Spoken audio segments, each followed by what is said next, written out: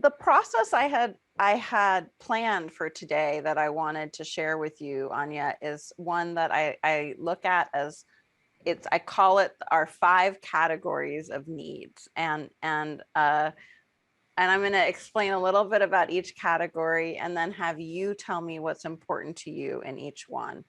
And a need is something that you just can't do without. Like, you need it to feel whole, to feel complete. And that's different than, like, often, there's wishes we have or goals we have, but a need is like a little more deeply within, if that makes sense. Yeah. Okay, you can relate to that. Mm-hmm. Okay. So the areas are physical, emotional, relationship, growth, and spiritual. And let's just start with physical, because it's kind of, I think, the easiest, because we all have these bodies and stuff. So physical might be sleep, food, exercise, breathing, what your, fluids, medicines, going to the doctor, getting a massage. It could be your sex life. It could be anything. So tell me what you think are kind of, let's just brainstorm in the physical area. What are your most important needs? And if there's any you feel right now you need to put more energy towards helping, kind of. Okay. So let me first say that a good sleep is a huge need for me. Yeah. And by good, I mean it doesn't have to be long, but Oh. like thorough, or how do I say it in English? Like good quality. Like good quality, like you go deep and you stay Yeah. asleep the whole time. Yeah. How many hours is that about? Well, I feel minimum 6 hours. 6. Okay. Yeah. Okay. Mm-hmm. And does that happen for you? Is that? Yeah. Yeah. Okay. Yeah. Great. Absolutely. I feel when I don't sleep enough, then I am an angry mom, Mm. angry person. Yeah. And what else? What else in this area of physical? Pure food. My body enjoys and kind of need really like pure food. Doesn't have to be very sophisticated, just pure. Mhm. And because I feel my body react when there is too much chemistry. Mm. Yeah. Yeah. Too many additives and stuff. Yeah. Mhm. Yeah. Anything else show up in the physical? Maybe something you're a little less aware of that might be nice for you? Hugs. Hugs. Hmm. Yeah. And how do you go about having hugs? Well, I discovered that I need to have control there. I'm the one. Well, I want hugs when I can give them, and I'm kind of surprised and like uncomfortable when they're given without warning. Uh-huh. Uh-huh. When does that happen? Yeah, for instance, when my kids or my husband come and give a hug when I'm not prepared for it or something. Yeah, I do enjoy, but I kind of have to remind me, Yeah. hey, they're giving you a hug. Enjoy it instantly, here and now. Very weird. That's great that you have that awareness, though. Yeah. Mhm. Yeah, that's great. Would you like to make that even more intentional? Yeah. Yeah. So maybe you could ask your husband or your children to surprise you more often so you can practice that. That's a good suggestion. Yeah. I'm going to do that. Yeah. All right, well, we can move on and come back if anything else shows up for you on the physical, if you'd like, or does anything else show up now about the physical? Well, it goes along with the hugs. It's like massage. I can really enjoy massage and foot massage and Mm. yeah. And is that happening right now, or? Yeah. Yeah. I Oh, make space for that. oh, good. Great. And how about the emotional needs? What are emotions that you really value and that you find that it's important for you to have every day? Or I discovered that safety is mm, safety is something I value a lot. And on the other hand, there is also something that makes me afraid of having emotions, like being overwhelmed. So there I need a little bit again control. mm. So that's really interesting. Tell me about that need for control. Yeah.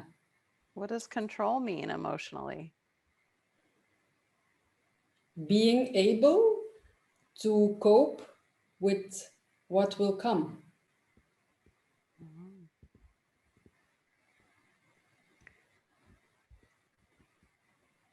And are there any emotions that help with that ability to cope with what will come?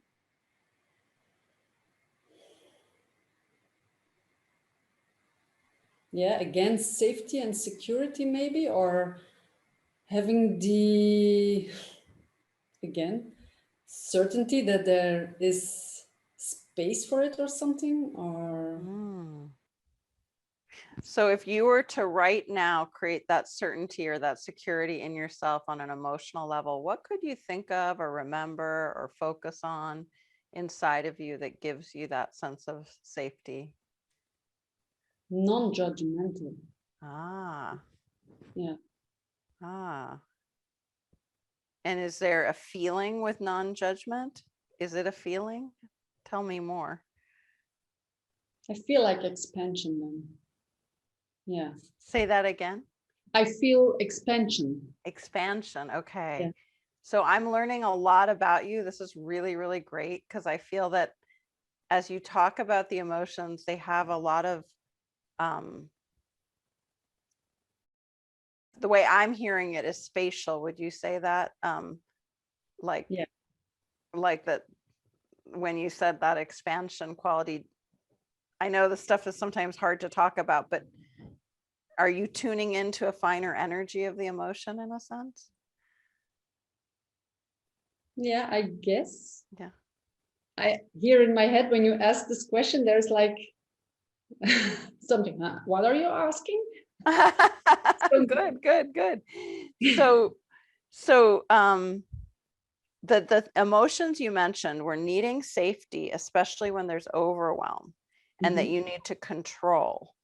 And then when I asked about control, you brought in again the security, certainty, the space, the non-judgment, that was the way you bring it in. And you kind of said it's an expansion. So that's what made me wonder if this is more of like an energy in a sense of this control, or what else does control tell you as a need?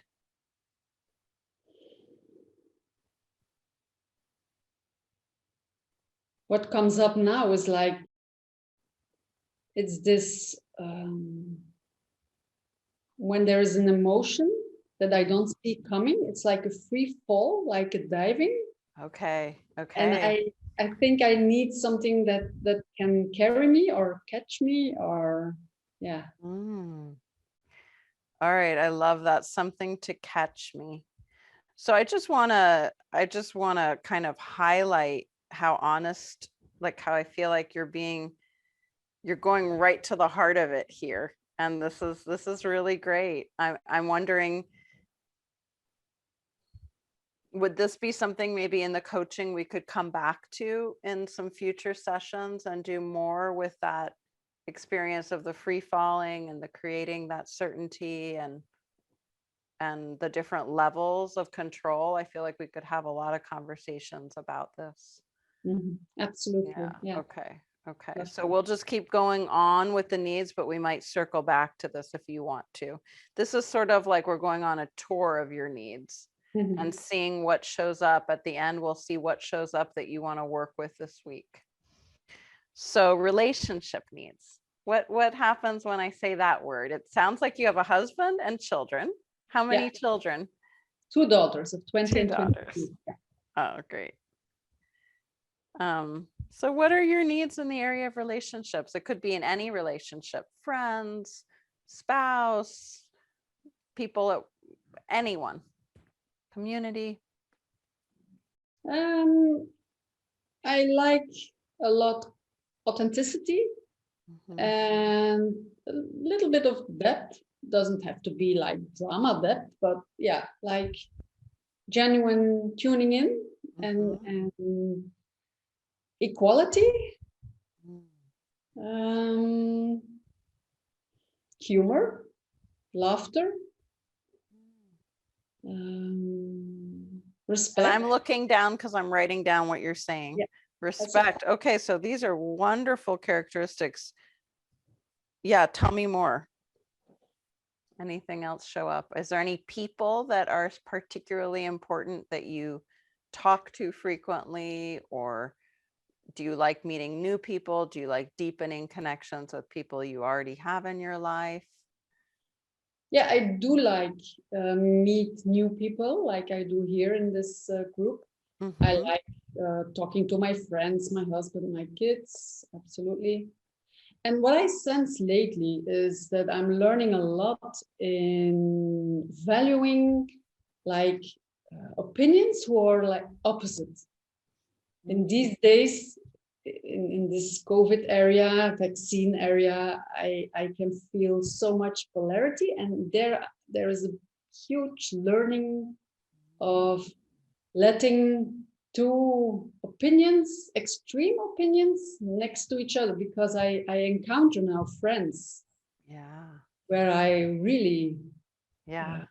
I'm sometimes surprised how they react because they are friends, and I'm like supposing they have the same opinion or so like me, and then suddenly there is this opposite, and I feel a huge learning field there for me. Yeah. Great. So it sounds like learning is an important part right now of relationships. Yeah. Yeah. Mhm. What else do you think? So I'm going to read back to you, and I'm wondering if anything stands out to you as like, I really need this the most right now in my life in the area of relationship. Authenticity, depth, tuning in, equality, humor, laughter, respect, um, valuing opposites, um, learning in the polarity. Is that, did anything stand out to you as like, right now, that's where my relationship needs are really where I want to put my focus? Yeah, I think on the polarity. On the polarity. Awesome. And this seems to really tie into the next category of needs, which is growth. So I'm guessing how else? So how else do you meet your need for growth or learning or expansion, however you want to word it? I follow a lot of courses. Mm-hmm. I read, I would say, too many books at a time. I love talking to people who inspire me. I love, yeah, I just learn to grow and expand. Yeah. Beautiful. And what kinds of books give you the most learning? Is there a certain type or? Yeah, spiritual books, or how shall I call them? Yeah, where I can learn about the mind, about the heart, about emotions, about, yeah, everything. And is there any kind of focus that you want to bring or intention to this part of this category of needs of learning, of growth, learning? Well, the focus I feel my attention goes now is how to let emotions move through my body, Mm. how to give them space. Yeah, and now it strikes me. It was something that was said earlier. What Um, is that? What does that remind you yeah, of? when we talked about the the safety and yeah, the overwhelm. Yeah. So that's really important. I just don't want to go over that too quickly. That's really important that you made that connection in yourself to the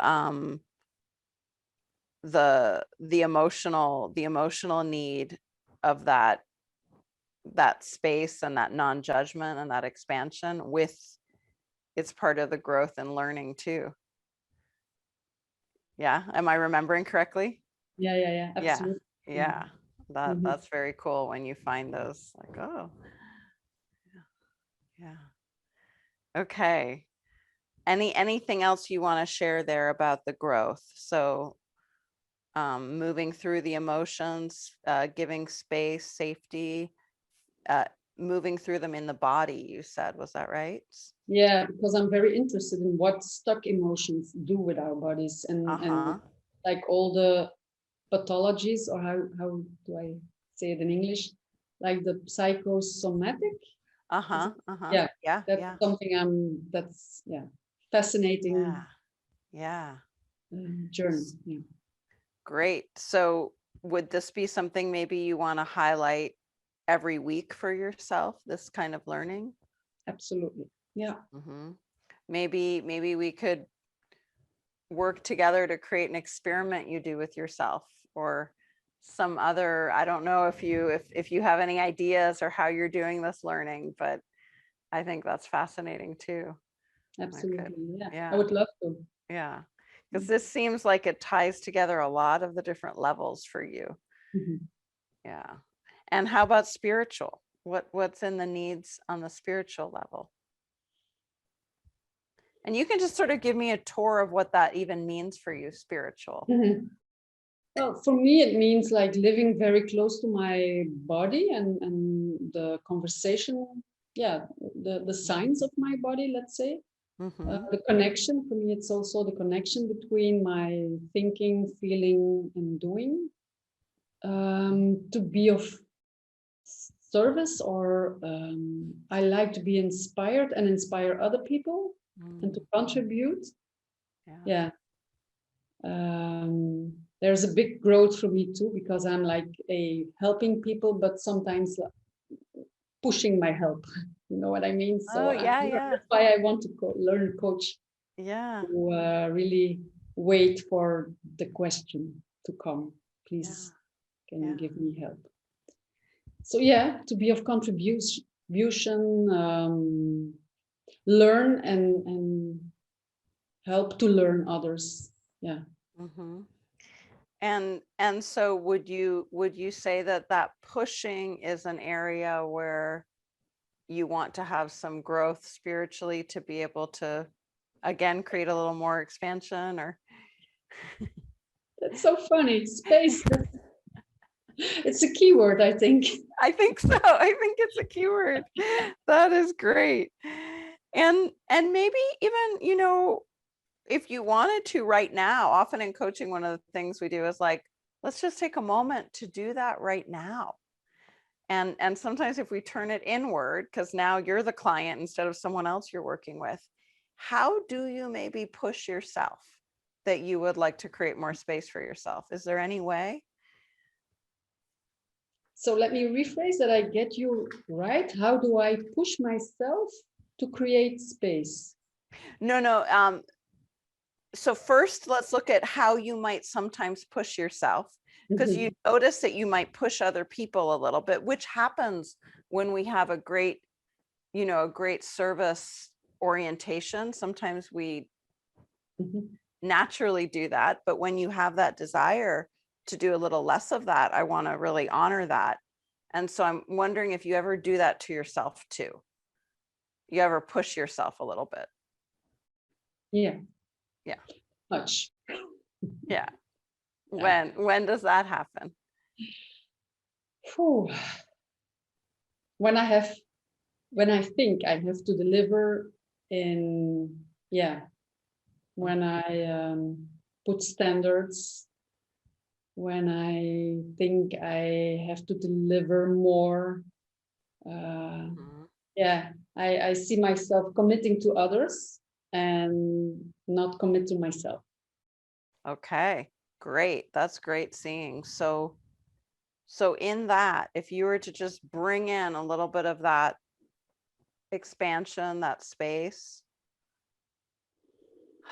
maybe just with the exhale, yeah, and feel that in your body. So you want to check, where does that pushing or that needing to deliver happen in my physical self? And how do you just now, with your breath or your imagination, however you want, just take control and say, I can bring more space here.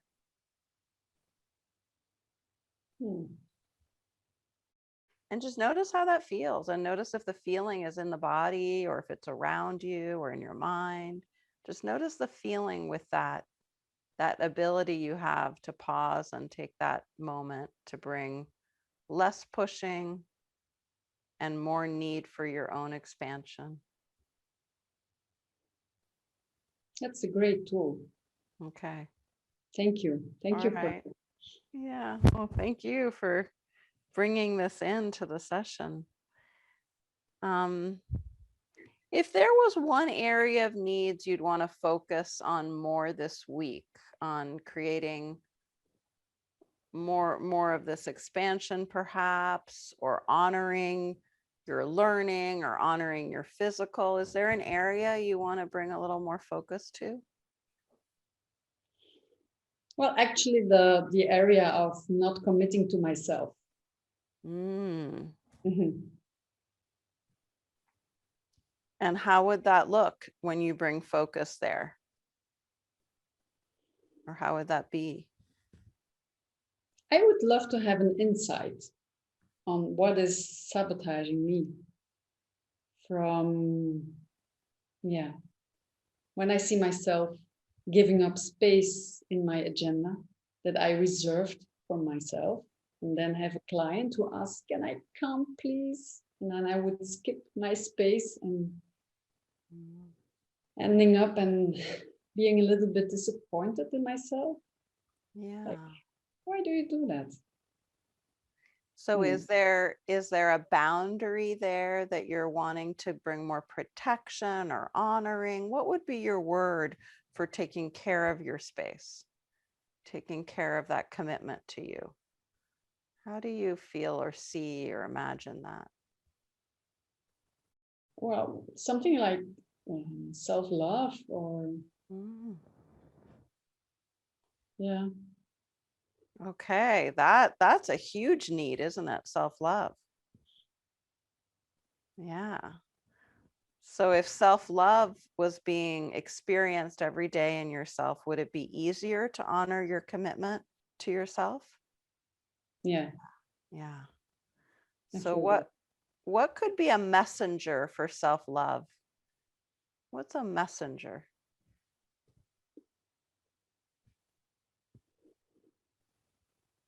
I would say a general reminder in some,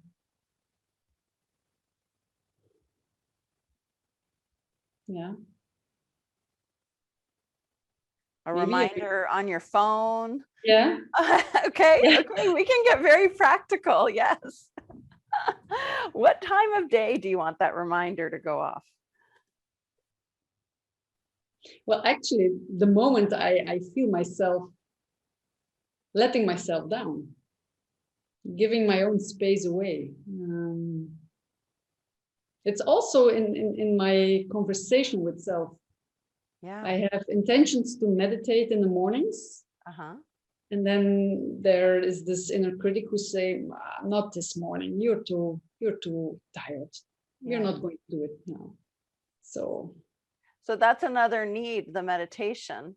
yeah. The inner critic interferes. How one thing I have learned over time that can help people, I don't know if it would help you, but to make it easier. Is there a way you could make either self-love or the practices that give you self-love easier? Like, what would be the easiest experience of self-love? When someone says, hey, could you, I really need you. I need your help with this conversation or this session, or I need your help with this errand. What would be a way for easily remind yourself of that self-love? Maybe not answering right away, and just take space and ask for like 2 seconds to rephrase their question, or some nice way to say, okay, I hear your question, but could I have some time to reflect on that, because I'm not sure. Look, I say it now. How? That's perfect. I need time to reflect on that. Yeah, yeah. Yeah. Some people do that by saying, I'm going to have to check my calendar and get right back to you. Yeah, that's a good one. Yeah. So easy. It's so easy, right? But it's hard to do. But you can do it. You can do this. So one little tool I like is the 1 breath meditation. So maybe when you say, I need to check my calendar, you do 1 deep breath. And then you ask your own commitment to yourself and to self-love what you need to do in this moment. Because it can be different days. There's not one answer. But you take that 1 deep breath. And then you ask, how do I want to answer this? Wow, that's a good one. I'm going to write it down. 1 breath meditation. Beautiful. Okay. Well, this was great. So in the next session today that we're going to do with archetype, there might be, and I didn't talk about this before to the group, but everybody pay attention. At the end of the session, we're going to ask our client, which I'm asking you now, is there one of these needs, and it could be what we just did there with the self-love and the commitment to yourself, that you want to like deepen a little more understanding about, and we can use the archetypes in our next session to do that. So some of the, if anything comes to you, I can tell you what kind of showed up that I noticed, but please. Could you rephrase? Could you ask the question? Sure.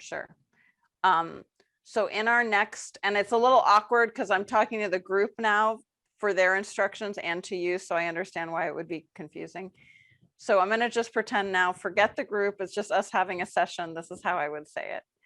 So the next time we work together, I would like to introduce a process to you called archetypes, where we look at these different energies that are in you already that give you wisdom and give you kind of this energy and strength inside. And so I was wondering if one of the needs we discussed today, we sort of zoomed in on your need for this ability to take a moment to pause and commit to yourself, decide what you're going to do. So that would be perfect. Or there might be something else that you want to bring to the archetypes, these parts of yourself, these energies, if anything is showing up for you. Well, I think what we worked on is It's a good one to keep going. Yeah, I would love to focus on that one. Yeah. Okay, great. And if there's any, before next week, if there's any practice you want to do during the week to keep this kind of self-commitment happening, you had said maybe a reminder on your phone. Or that was for the self-love every day. It could be the 1 deep breath. I think, yeah, the 1 deep breath is it's a good breath. Okay, all right. Would you set a reminder on your phone daily for the 1 deep breath? Okay, and that starts the habit, you know? Yeah. Okay. Thank you so much. Thank you so much. Wow, it was an honor. Thank you. Absolutely. All right, guys. I want to open up to. That was fantastic. I was wondering if I could point out a few things that I think were really useful from that. And I think that it's what's cool about it is that getting so concrete, like getting like sleep, how many hours, that kind of thing. That's not a conversation that we often have with people who like see their whole life. So it's really useful. I thought it was great when like a little line that's good is when you ask, like, you know, anything else that we might not have thought of, and then she thought of hugs. It's like that's not something that falls into a category that most people think about. But when the coach asked for that, hey, anything else? Always remember to, like, you know, there might be something that slips in. That's a big one. Also noticing, when you notice, Magali, that the emotions seem to have a spatial theme to them. It was interesting how that expanded, because at first you thought, is there something spatial about it? And then she was like, yes, kind of, maybe, you know, but then it like developed so that I think I used the word energy actually, and that was Mhm. possibly the wrong word. That was a little confusing. Gotcha. So Well, you what I translated noticed, energy. yeah, what Mhm. I noticed was the way Anya really was able to see her own themes Mhm. and really find where, oh, I'm coming back to that. And like, and I noticed as the coach in that session, it was important for me to really allow it to unfold the way it was unfolding. Mhm. Because if I had, like, for example, I could have argued with her. When I asked about one of the need categories, I'm trying to find which it was, relationship, it was interesting how it built up after the emotions, because relationship was all about emotions. And I just let it be the way it was. I didn't try to ask the client to view that category in a different way. So this is something I want to kind of point out to everyone. If you just keep asking the questions based on what they've shared, you're Mhm. not trying to change the category for them. It is what it is for them. Yeah. Like spirituality can be reading books for one person, for someone else it's going to church. Someone else might say, that's just not a category that I associate to. That's not for me. Tell me if there is one, like maybe ethics or values or what you believe in. So you don't have to, you honor where the client is coming from and there's no correcting. And I think that's important for it to be an exploration. You're basically exploring these categories and then seeing what sort of rises out of them as a goal or an intention or a new way of honoring themselves. And when a client pushes back, it says, like, you know, not so much energy, or, you know, doesn't quite get it, then the coach, we don't hold on to that. We put it to the side. We say, we tried that, we wanted to check it, you know, and then you'll find something that's deeper and more meaningful to the client. I also really liked how at the end, like the self-love came up late in the conversation, and that will often happen, that something comes up late. So when the client could be like, and that one too, that one's, you know, like, keep your eye open for those. And remember, that's actually part of one of the needs also. So you may have kind of stragglers that come up. Those are often the ones that are most valuable. Mm-hmm. In my notes, guys, just looking at my notes, what I triple underlined was pushing and space. Those were my highlight words that I underlined. So, and when the pushing, that was one thing in one of the needs categories that Anya highlighted that she wanted a shift in, right? A growth in. So we actually, instead of asking her about how that relates to other people, I asked her, how does that relate to you, to pushing yourself? So, because we're staying with the client's experience. So I could have said, a coach could say, but this would be, in my view, not as good. I'm not saying wrong, but not as good. You could say, so who do you push and how do you push them? And when do you push them? And you'll get important information. That's definitely important. But if you instead go, and how does that come through in you? That's the deeper mirror here.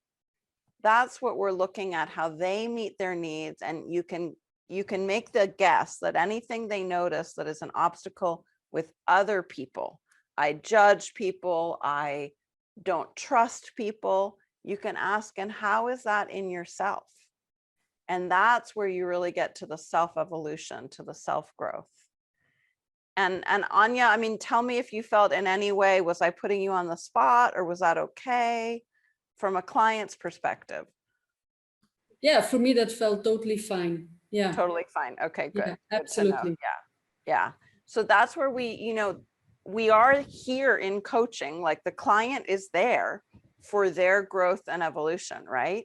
So when we ask that question, we can do it in a way that is very gentle. So would you like to look at where that's happening in yourself? Might be that way. So would you like to? That's not being too pushy, right? That's doing it gently. Or do you think that this also shows up within you? Whenever you phrase it as a question, then they have the option. They could say, no, it actually only shows up in the way I mother, or it only shows up in relation to my husband. And then go, okay, they are not wanting today to look at it within themselves. And I honor and trust that. So then I wouldn't push any farther. I would say, that's really good to witness that it only comes up in relation to this other person. And take note of that. In a future session, if someone were to say that, I would guess that in the future, we will eventually get to how they push themselves. In this, because Anya's so developed, she had no problem looking deeper. But that's not always the case. Sometimes people want to wait.